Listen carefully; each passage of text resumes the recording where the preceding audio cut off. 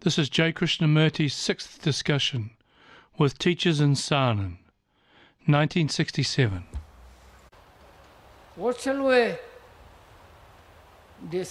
talk over together this morning?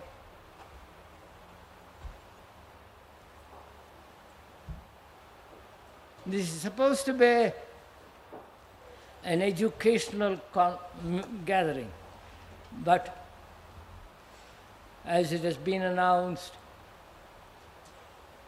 there will be no another educational gathering like this next year. And shall we continue with what we were talking about yesterday, which was, why is it that most of us have lost, or probably never had, this feeling, the not sentimentality, not emotionalism, but a sustained, continuous feeling about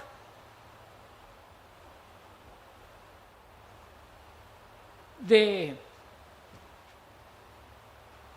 appalling things that are going on in the world, like war, like putting an end to in oneself hatreds and antagonisms. Why? In oneself, one has not sufficient energy, the drive to bring about a real change in ourselves. And as a group of teachers,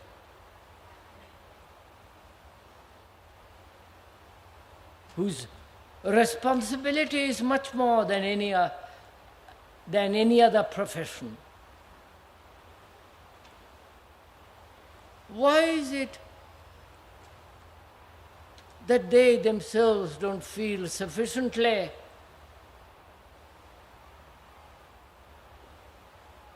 energetic, sufficiently driven, not by circumstances or by inclination, but by their own seriousness?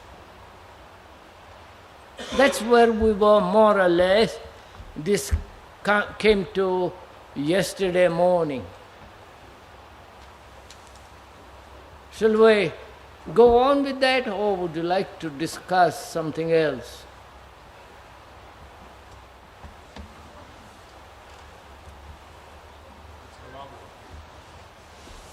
What's up?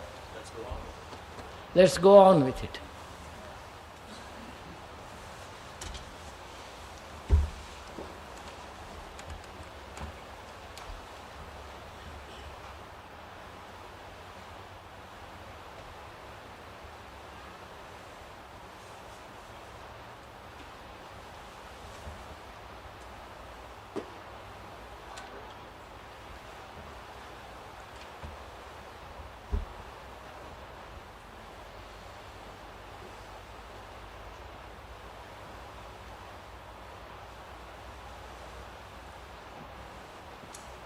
I wonder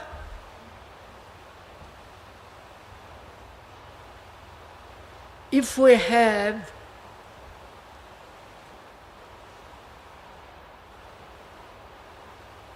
any feeling, I'm using the word feeling non-sentimentally or emotionally, any feeling that makes us do something, or Are we all so caught up in intellection,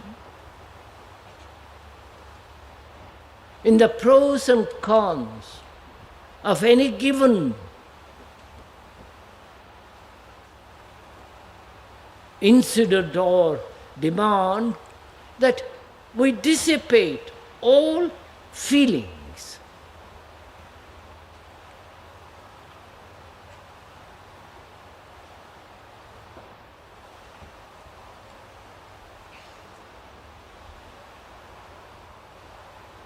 Why is it we see something to be right and yet not do it? Why is it we cover it up with so many arguments, prejudices, inclinations?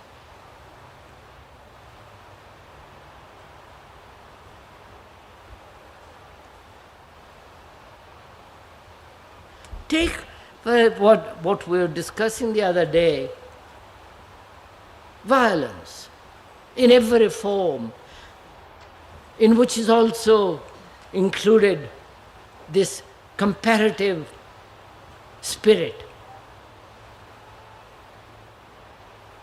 Why is it that we see in ourselves some kind of violence? I don't mean softy becomes a soft, thoughtless, dull individual. I mean, to see something in ourselves as being violent and not attack it, not go beyond it. Why is it?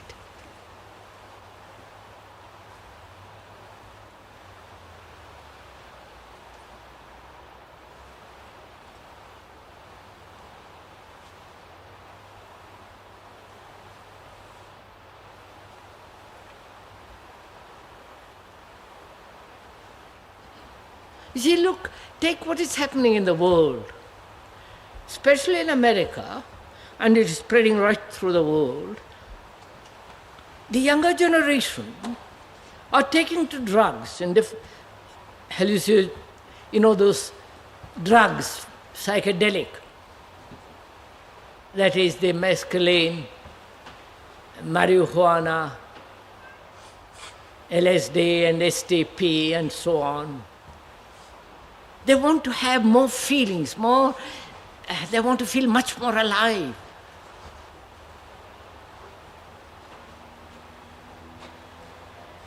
And I think these drugs will going to give them this extraordinary quality of feeling which will drive them.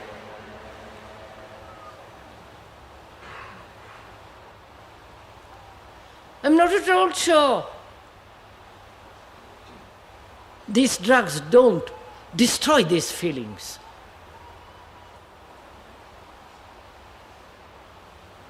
Destroy every form of sensitivity. But all that indicates is that even the younger people are losing their feelings.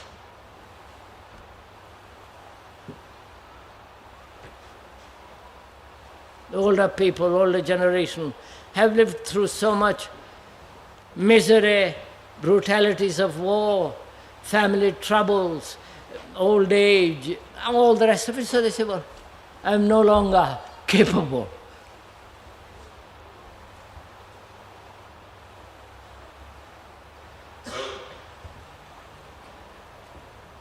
So how does one, if one isn't completely dead, how does one revive or resuscitate or bring this little feeling into a roaring flame in oneself? How?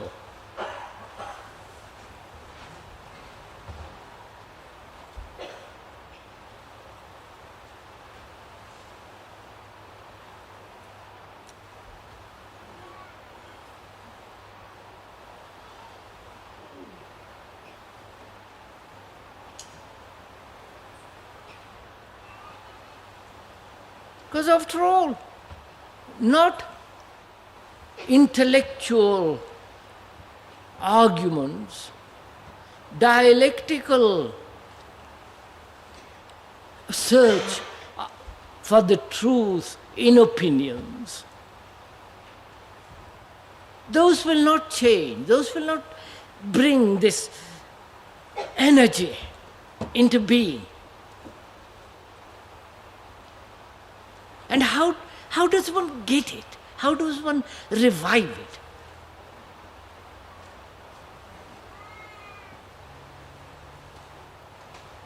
And this must be very rational, not neurotic, not sentimental.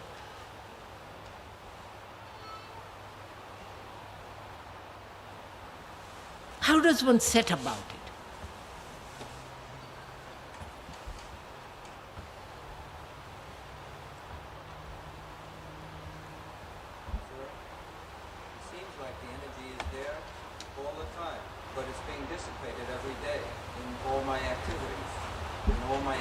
Then what do you do, sir?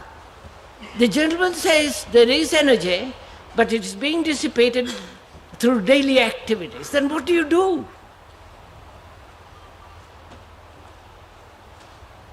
You don't sit back and say, well, I'm dissipating my energy and I'm going to wither away presently and die. What do you do with it?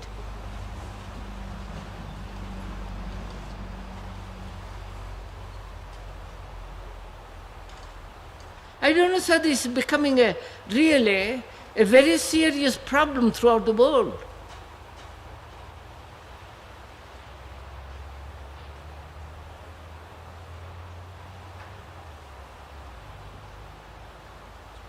This sense of overdevelopment of the intellect and so-called reason, and the other quality of affection, of care, of attention, feeling very strongly about something, all that's going. Because we are becoming more and more mechanical.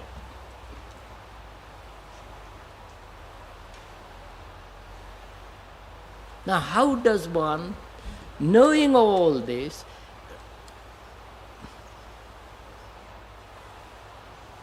bring that flame into being?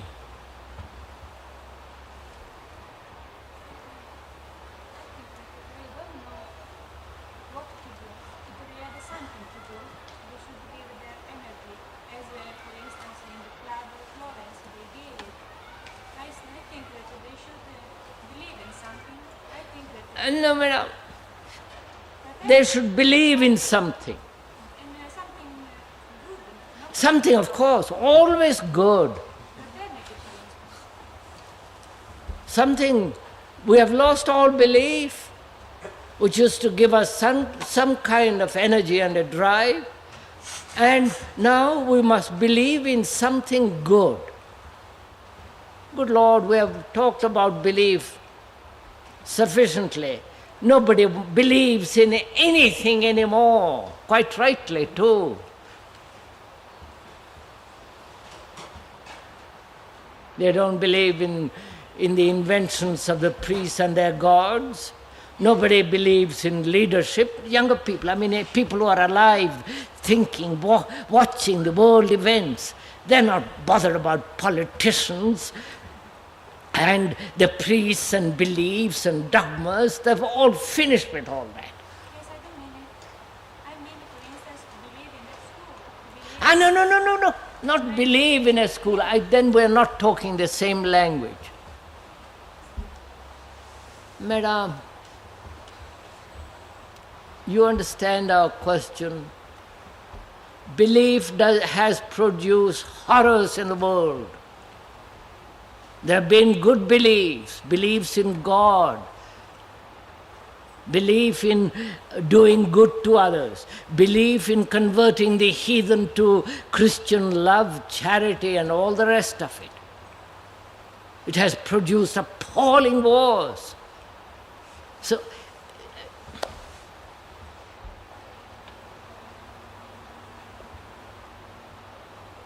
have a son who shortly, with the eligible to be drafted, he intends to tear up his draft card. He doesn't intend to go. I have joined peace movements and I have refused to pay taxes and such things.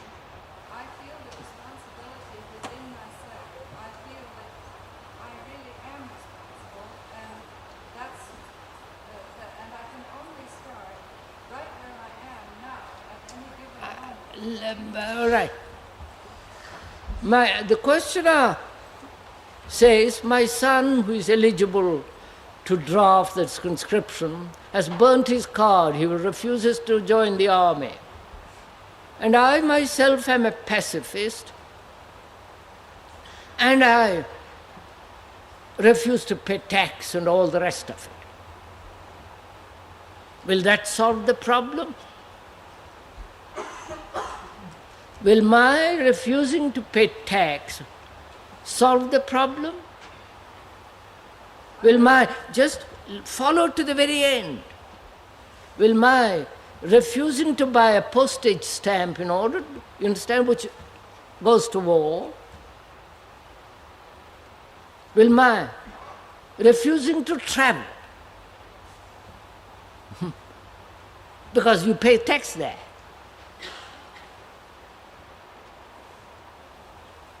which means gradually I enclose myself from every kind of activity that is productive of war. Right? No travel, no writing letters, not buying food, because everything, you are buying shoes, dresses, everything leads to war, geared to war. Right? And what happens at the end of it? You are driven into some shoddy little corner, not you, and there you are.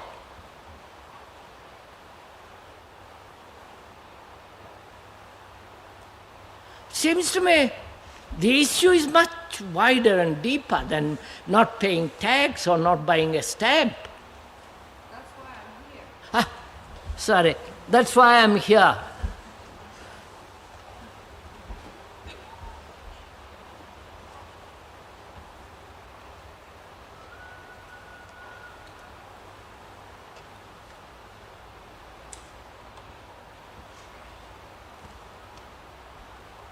How does one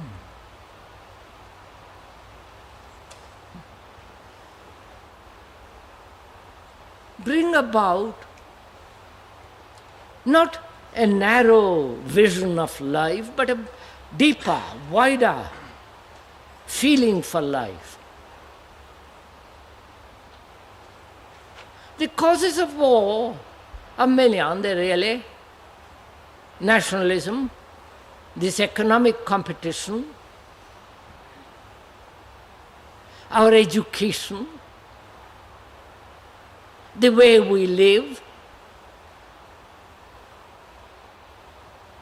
ambition, striving, success, divisions of people as black and white and Catholic, Protestant, Hindus, Jews, and all the rest of it. These are all productive of war, aren't they? Because they divide man against man in the name of God, in the name of religion, in the name of peace, in the name of all the rest of it. I see that in myself. I see that thing going on. And how am I, who, if I feel like it, feel that I'm a Hindu, and I don't, but I suppose I do, how am I to get rid of that poison immediately?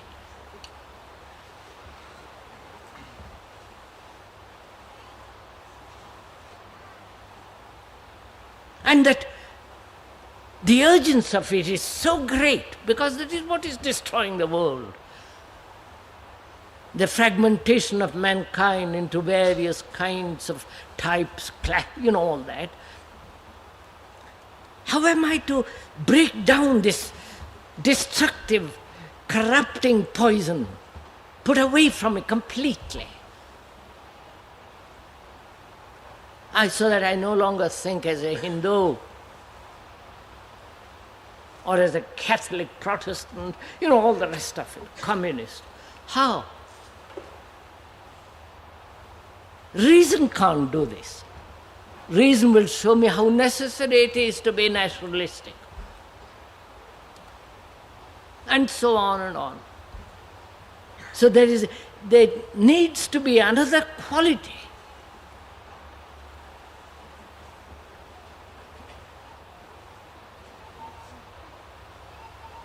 And where do I find that quality?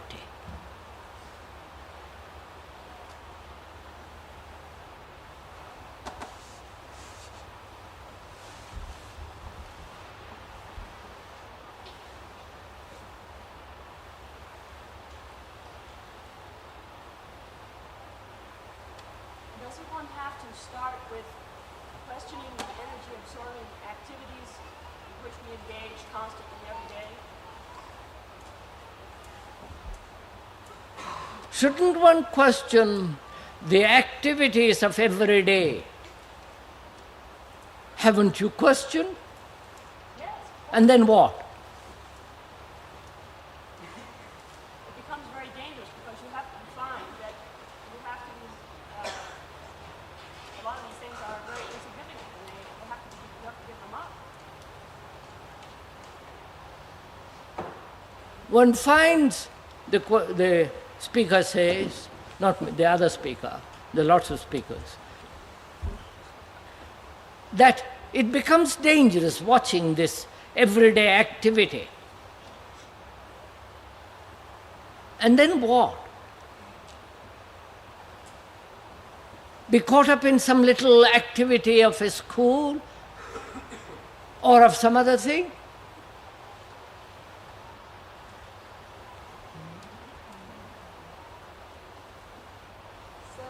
Is there any approach to that sense of urgency, that quality, whatever it is? Is there any approach to it? Is there any approach to that sense of, to that quality, to that urgency, to that immediate demand for action? Is there any approach? What do you all say? God, we've been spending a month here going into this whole business, and it's become clear that unless we see the whole picture, this whole We have been spending a whole month and over a month, going to all this, and here we are still talking about the beginning of things.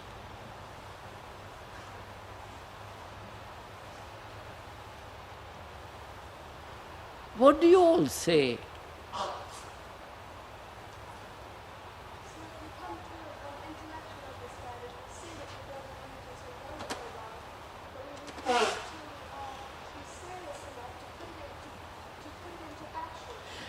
We see something to be wrong, but we refuse to put it into action. What makes you refuse? We can keep giving explanations of what makes us refuse. I know we have done that. We have done that for the last month and a half. Now we've come to a point, I'm just asking, what is it that holds us? What is it that was so frightened about all this? Largely is that we do not know what the answer should be and how to act, and what would be the best way to go about it. We do not know what is the best way to go about it. Why? we're not seeing it, for God's sake. We're not seeing it because to see it is, it's all over. No, Seeing it sir. with our mind. No, sir. Do you say, when you are very hungry, I don't know how to get my food? Huh? I don't know the way to the kitchen. What is missing in this? The urgency, isn't it? Huh? Now, what will give one the urgency?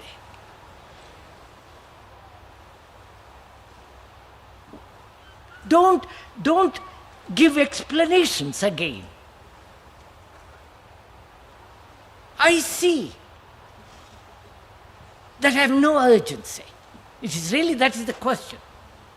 That's really the root of the matter.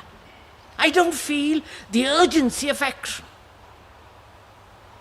The urgency of changing myself, the urgency of putting away completely hatred, violence from me, in every form. I don't see the immediate necessity of it. Now, what will give it to me?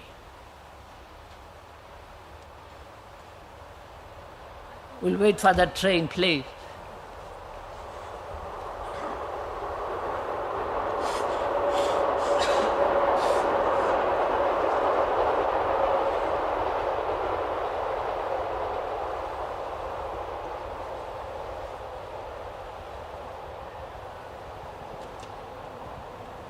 Okay.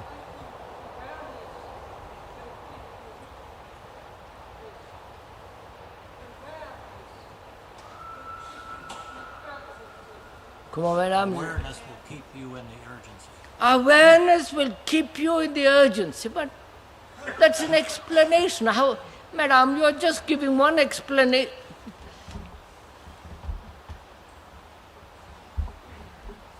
Please put to yourself this question. That you lack urgency. The feeling that it must be done immediately. Would you not say, sir, that it's not urgency but indignation which is missing? Indignation? Indignation about the local, the national and international inhumanity which goes on by people sit and talk about urgency and do nothing about it. Wait, sir. We went into that. Unfortunately, probably you're not here the other day. The indignation. Righteous and wrong indignations. We went into that. Sorry, we won't go into that again. I do not think it is indignation that is necessary. Anger. Indignation is some form of anger, some form of feeling righteous that it must be done, and so on. But surely that's not what we are discussing, which we went into some days ago.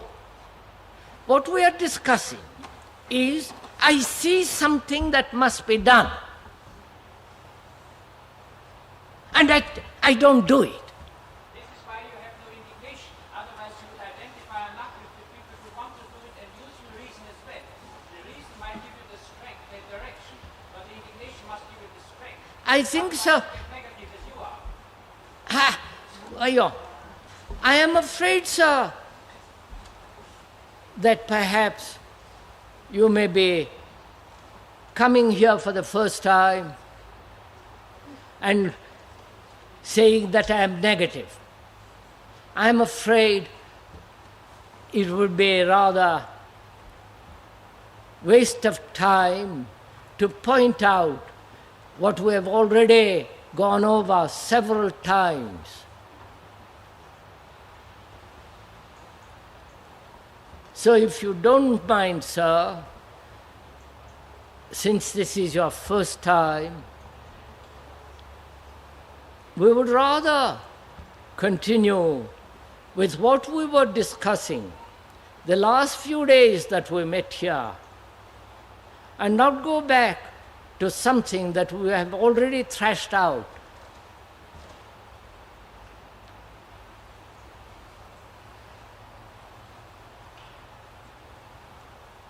This is no answer. What, sir? There is no answer by words. There must be an answer in action, and through action of every person, and not by sitting around and talking about, No, sir, that's what we are doing, sir. No, I think you are not. I think there's far too much talk and far too little action coming out of such meetings and out of such books that you have written. Then how does one produce that action? How does one bring about that action? Join a group? Feel indignation? Yes, if this is a question, by feeling indignation, by forming groups, by joining groups, by giving a sense of urgency, by trying to understand the reason behind it so that one doesn't become only emotional, but by not depressing people, in not giving them any help in doing so, by showing them how much hope there is in the world, how much chances there are, and not how much the world is a veil of misery. Sir, unfortunately, sir, if you don't mind, we have been through all this. I'm sure. It looks it. There are no stupid pupils, there are only stupid teachers. I'm one myself. Bene. What shall we do then?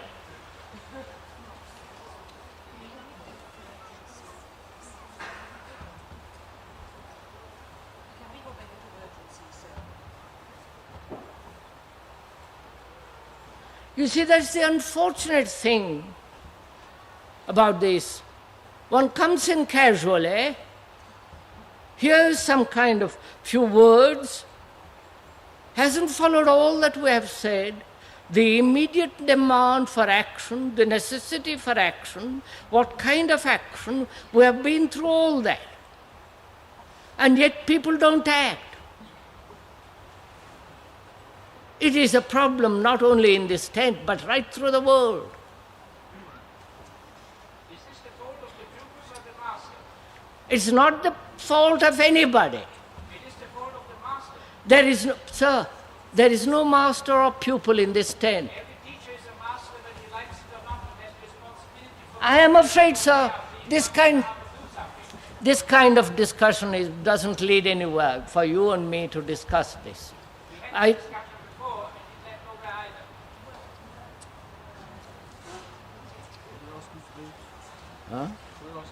either. no. So again, you see, sir, you and I are talking of two different things.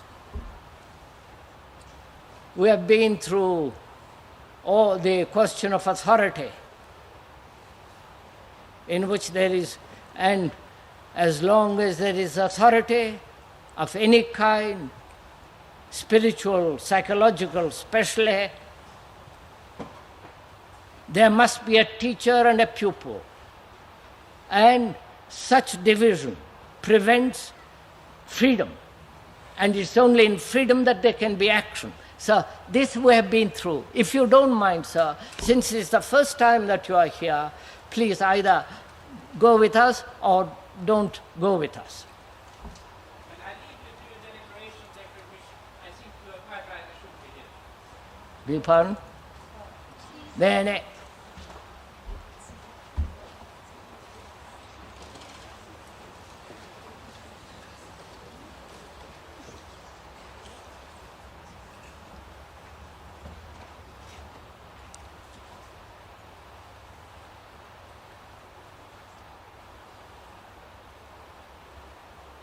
You see, such a discussion between the gentleman and the speaker indicates a great deal, doesn't it?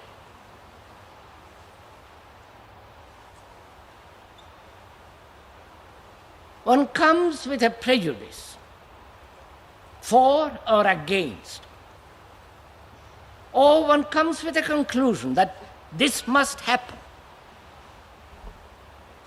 And one refuses to listen any further. And I'm afraid it's the same with most of us. So let's proceed what we're talking about. Why don't I see the immediacy of action?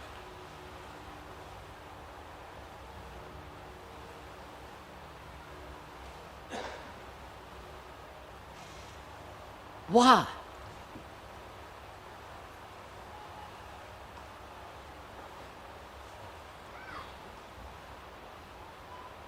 Do I do this right through life? I'm hungry, I want immediately food, and I get it, I work for it, I do something. I have sexual urge, and I have to either fulfill it, suppress it, I do act, one way or the other. I'm ambitious, and I act. Sir, action is always in the present. I think we've all seen that clearly. If we're holding on to anything, thought or memory or anything of the past, this prevents us seeing what is. And if we could see... Sir, not if, sir, please, sir, I want to know for myself why I don't act. I don't see the urgency of immediate action with regard to, say, nationalism, hate, or whatever it is. Why?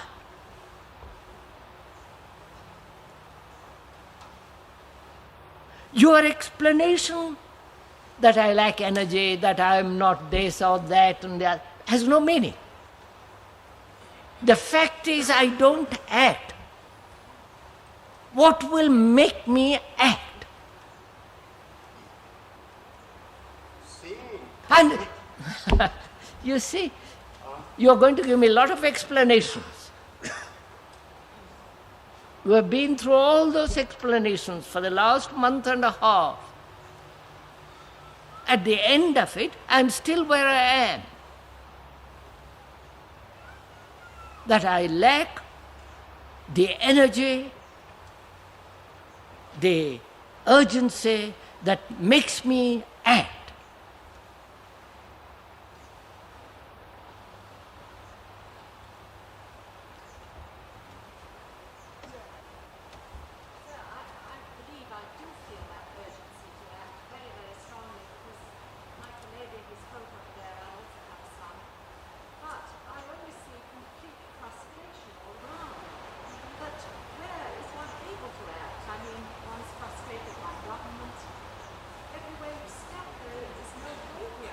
Now, where do you want to act? Where does the action begin? Out there or out here? All right. Why can't I begin there? Huh? I'm not concerned. Please. You see, that's it. You say I have it in there, but I don't know how to fulfill it.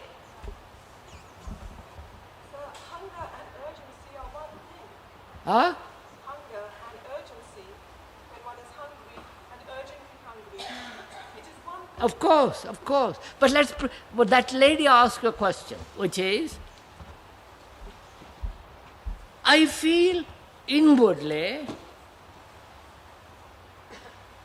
this urgency, because I have a son, and so on.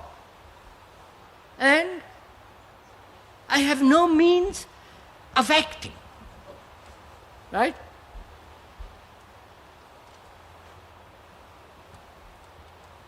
Well, if one may ask, why has not one the means? Means to what?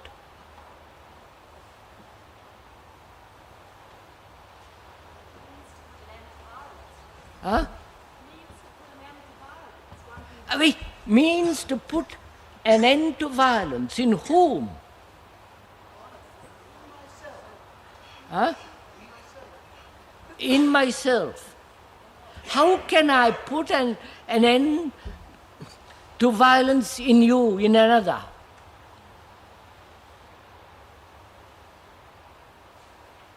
Huh? Then see what happens. I have a feeling that I must put an end to violence in myself, and I do. Then I go about saying it must end in others. Then I form groups. right? Then we begin the good old game. Who is the president, who is not the president, who has power, who is not the power, who, and so propaganda, you follow. And by that time the whole thing is over. Right? So what am I to do? Proceed from there. What am I to do who feel the urgency and the need of ending violence, not only in myself, but in the world? And I see, and I can put an end to my violence in myself. Then what am I to do after that?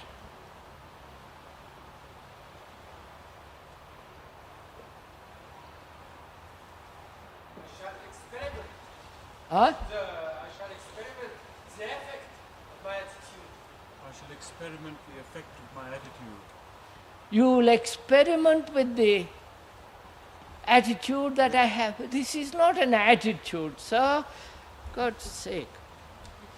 Sir, if you see with complete clarity... No, sir. Look at this problem that lady has put first.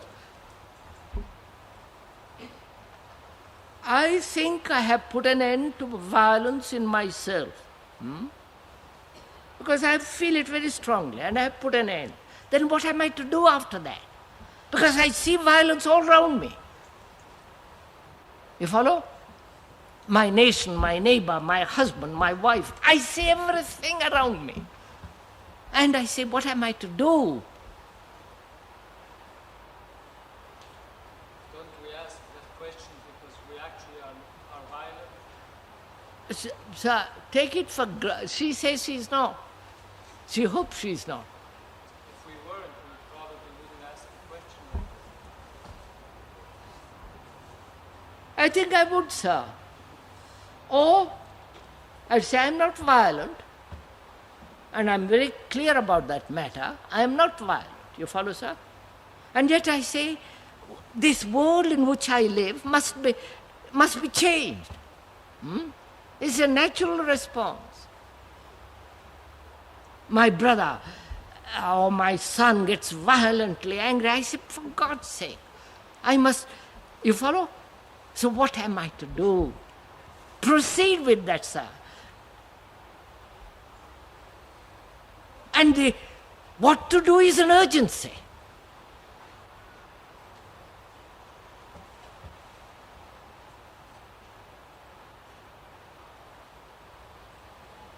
What am I to do?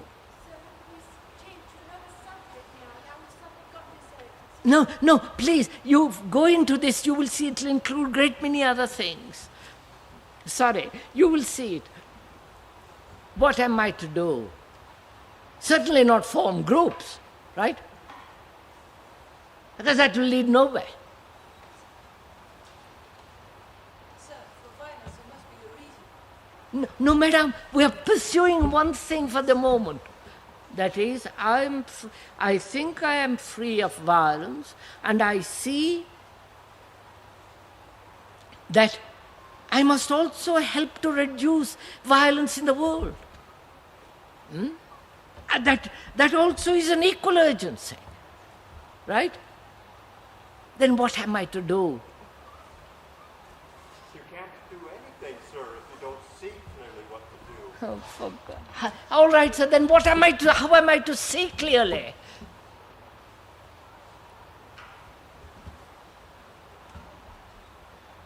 First of all, I shall be aware about myself, know the truth, how it goes within me if I pretend to be non-violent. Sir, we have been through that about being aware. That's not the problem, sir. You see how difficult, you see the point?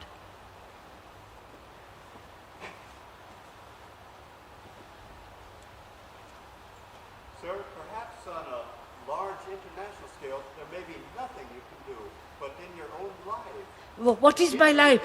Proceed from there, sir. What is my life? My life, my world is my family, my friends. That's the world I live in. Not the international world. I can't. I can't do anything about what's happening in Vietnam or in whatever it is. Though I feel responsible for all that, I realize my world is where I am. Right? No? Not India is not my world, because I'm not living there. Even if I was living in India, the world I live in is the family, the friends, the companions around me. That's the world I live in. That's the actual world. So can I there act? Which is talk to them. You follow? Right. Discuss, talk, you follow? Boil with it.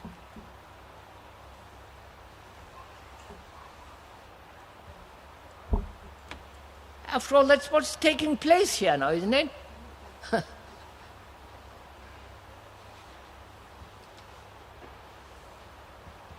No, the idea that we cannot do anything because the problem of violence is so great, prevents all action. But whereas if I say the world I live in is the world of my friends, my husband, my children, my companions, the books, there I can act. I can act completely. And perhaps that will move like a little forest fire that starts very quietly. Nobody notices it till it's a full flame. Sir, I'd like to raise an objection here, and it isn't this, that we have started the discussion with considering how a person should be alive, how he should continue to be alive on many planes perhaps. And we have reached a point in the discussion where we are dealing with how do we deal with political institutions that govern organized violence. We're not, sir. Two ladies, do hear me out. Yes, sir. I'd like to use your own text. Yes, sir. The two ladies who got up and spoke about their sons being drafted have in fact these vast political institutions intruding into their personal, private lives. And no matter what political, or rather what philosophical or other attitude they may take individually, they do not have the means, as it seems, to deal with a vast political machinery. We're dealing here with things of different orders. And these seem to be questions that are imponderable on the personal scale, on the personal level. You did say something, though, that on the personal level would have been very interesting as a clue with regard to violence, and you mentioned the word go beyond. This seems fine if only some of us as individuals knew how to go beyond violence. But does it solve the greater scale of violence which is being organized and perpetrated by governments and countries?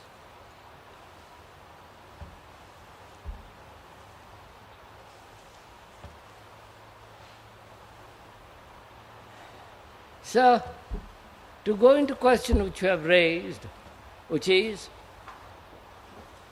governments throughout the world are organizing violence. That's an obvious fact. They are intruding on personal lives, which is another obvious fact. And what is an individual to do? That's the question.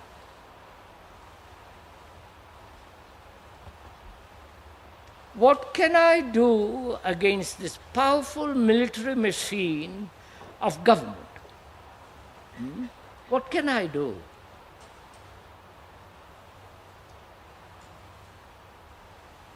If I am an individual acting for myself, they put me in prison.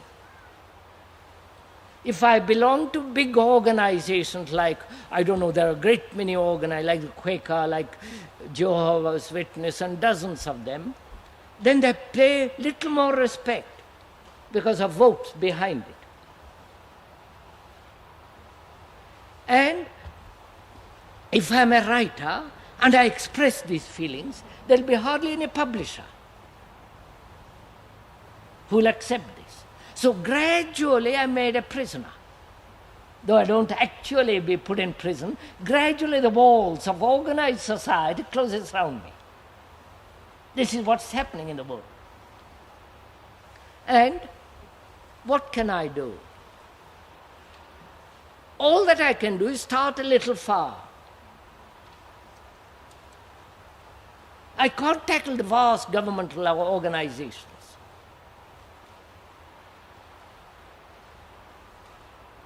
I can talk to a few people, stir them up, and discuss, go into it, each one of us.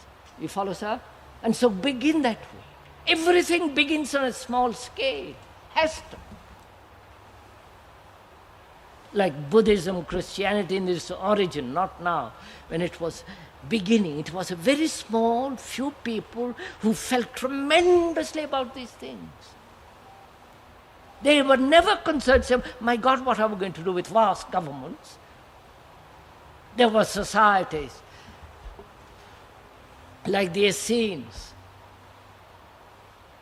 who said the Romans were the black people, they were the dreadful people. And the Romans destroyed them completely. So, and that's been going on. The Catholics have done it and so on, so on. So, all that we as a human being, an individual can do is to start a little far. Sir, you said a few days ago that it is necessary that we learn to talk. Could we go into that? Talk? Yes, we were speaking about talking to the children. Oh.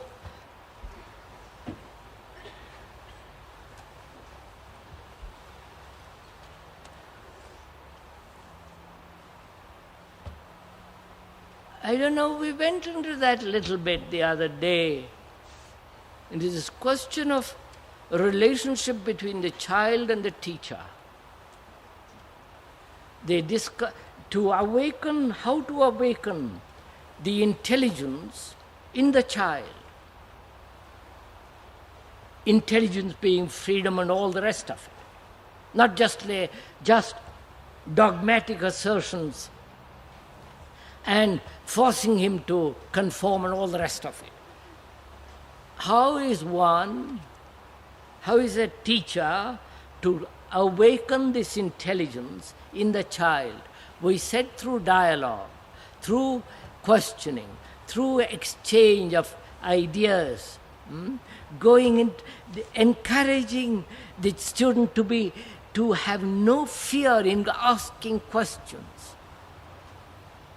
Which means in that relationship there is no authority.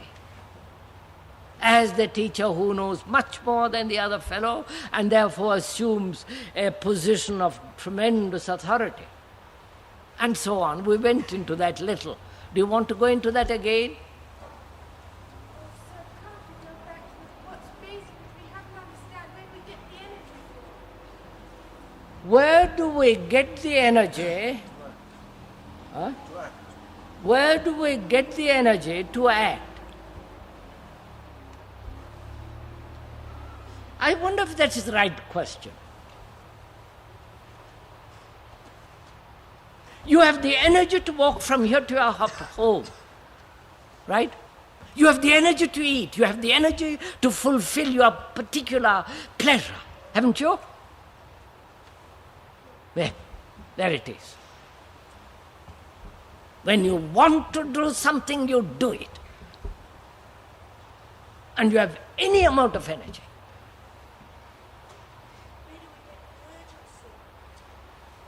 Where do we get the urgency? I'll tell you very simply. When a house is burning and you are the owner of that house, do you ask that question?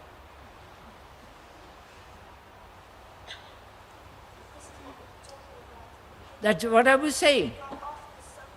That's what I'm saying. We don't see that your house or the house of your neighbor is burning. And I'm asking myself, why don't we see this? A simple fact that the house is burning. Why don't we see this?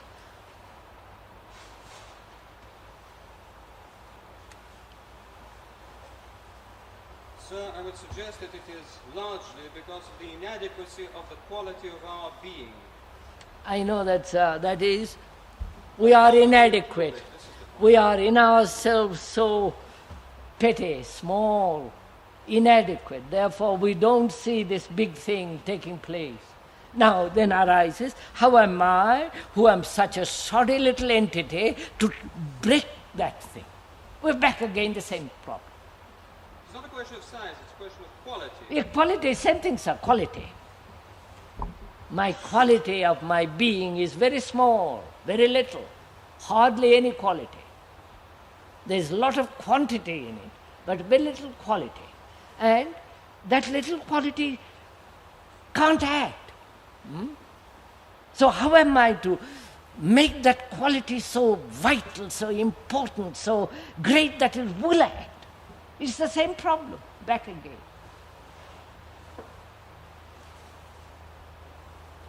Go back to the 30 days or 60 days we've been here, to the mutation of the mind. Which, Same thing, sir, same thing. So, why is it that I don't see the house burning, my house? Because in that house is my security, physical security.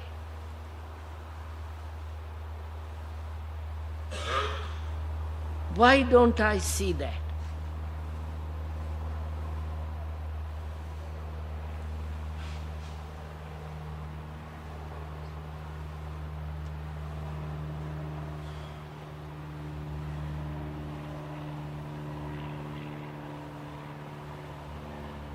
What is wrong with my eyesight?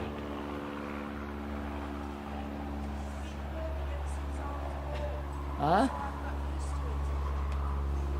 We have got used to it. We have got to use to the houses burning. And I don't mind anymore. You see, then we're back again in a different way.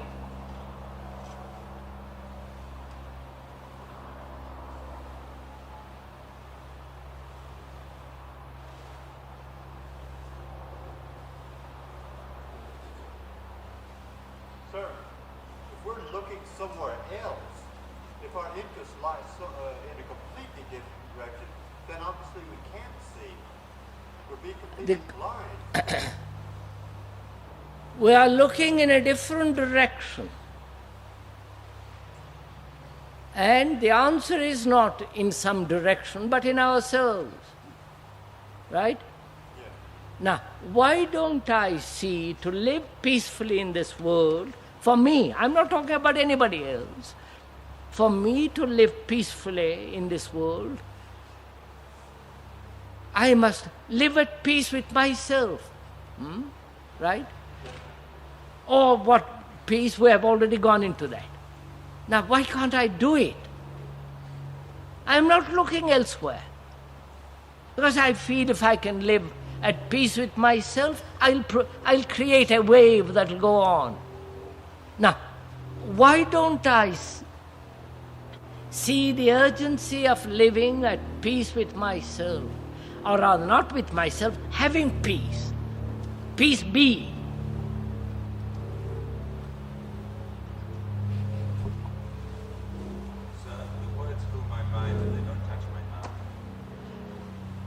The words pass through my mind. The words don't touch my heart. Why? What is wrong with all this? Because I'm looking upon that through my own images, which make me pleasure. Only these images. The other I throw away. Throw them away, sir. Yes, that's why I will not see the reality of myself. But then cling to, say, you see, you are caught in a vicious circle when you talk that way. But Sir, could we come back again to my little point of view, and that is that the quality of our experience, which is related to the quality of being, is very different from, say, a pinprick. We immediately react. There's an immediacy reaction. Or if we get burnt, we immediately react. There's complete understanding of the situation. There's no need for pondering this out. We react. Now, with regard to other matters, further removed, violence in Vietnam, etc., etc., well... And violence in ourselves. And violence in ourselves, that too can be considered as an external matter almost. If we seek only serenity, well, we still don't know how to go about it. It's much easier to go into the kitchen and get a piece of bread, or get burnt, or Sir, we went into that. We went into this question of serenity, that it is possible by being aware of the external world and moving from the external world to the world inwardly. Because the two are not separated. The world outside, the world inside are not two separate. They are the same movement. It's a unitary movement. Of that unitary movement, one has to be aware. And we went into the nature of this awareness. Yes, all this is agreed, sir. Then, Let's go further. Then unless one does it, actually any further movement is merely a theoretical movement. And to discuss what is further theoretically has no value at all.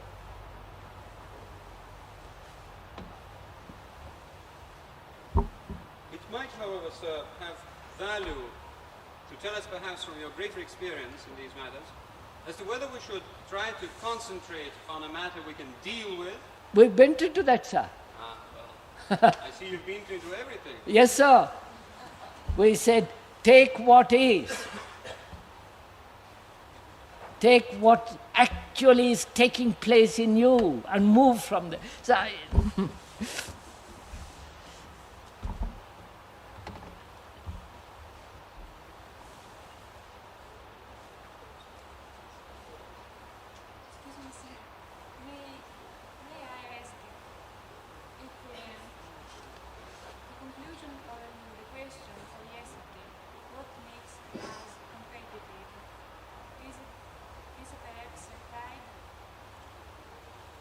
is it? Wants to know if it's pride that makes us competitive.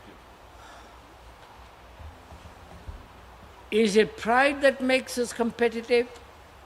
And if one says yes, then what will you do with the pride? Cut it off. That is the answer.